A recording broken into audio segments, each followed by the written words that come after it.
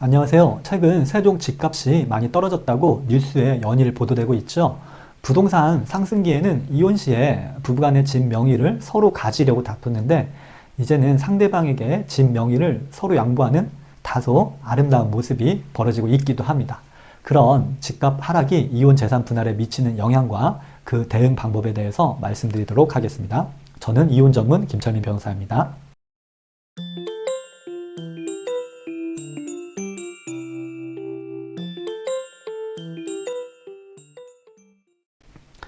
집주인만큼이나 저희 이혼 전문 변호사들도 집값 변동에 많은 관심을 기울이고 있습니다. 재산 분할을 함에 있어서 의뢰인에게 조금이라도 더 이익을 드리기 위해서인데요.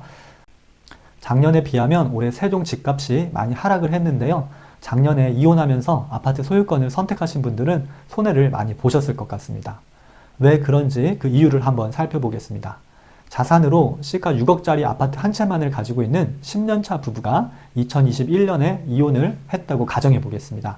특별한 사정이 없으면 통상 기여도 5대5가 적용될 테니 부부 중 한 편이 아파트 소유권을 가지고 다른 상대방에게 아파트 시가의 절반인 3억을 지급하는 내용으로 이혼 소송이 확정되었겠죠.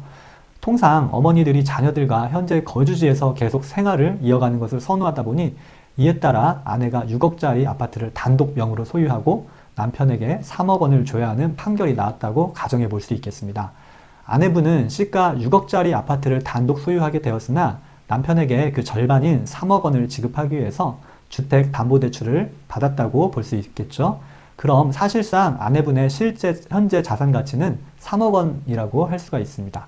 그런데 1년이 지난 2022년 현재 부동산 시가가 6억에서 4억으로 떨어졌다면 아내의 자산 가치는 단 1억 원만 남는 문제가 발생합니다. 심지어 집값이 반토막이 나서 6억에서 3억이 되어버렸다면 아내분의 실제 자산 가치는 0원이 되겠습니다. 3억씩 나눠 가지는 것으로 공평하게 재산 분할을 한 것 같은데 막상 1년이 지나 보니 한쪽은 자산 가치가 0원이 되어 있고 다른 쪽은 3억 원을 가지게 되는 이상한 상황이 발생하게 된 것입니다. 뭔가 좀 불합리한 것 같아 다시 재산 분할을 해야 하는 것 아닌가 생각할 수가 있는데요. 그렇지 않습니다. 만일 반대로 이혼 후에 집값이 폭등했다면 그 상승 가치분은 집을 선택한 아내분 혼자서 고스란히 얻었을 테니까요.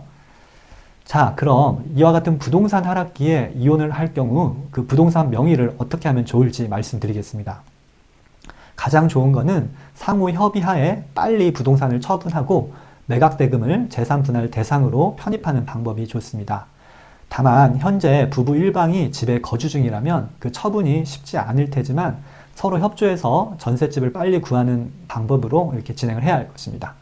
부부 일방의 단독 소유로 되어 있다면 통상 판결은 현재 명의자 그대로 단독 소유하게 하고 다른 상대방에게 기여도에 따른 가액을 지급하게 합니다. 그러니 이혼 소송이 상당히 길어질 것 같고 그 기간 동안 집값이 많이 떨어질 것 같으면 소송 중에라도 집을 파는 것이 좋습니다. 공동 명의로 되어 있는 경우가 문제인데요. 재판부에서는 부부간에 협의하여서 공동 명의로 된 부동산을 일방 소유로 하고 기여도에 따른 가액을 상대방에게 지급하는 것을 권합니다.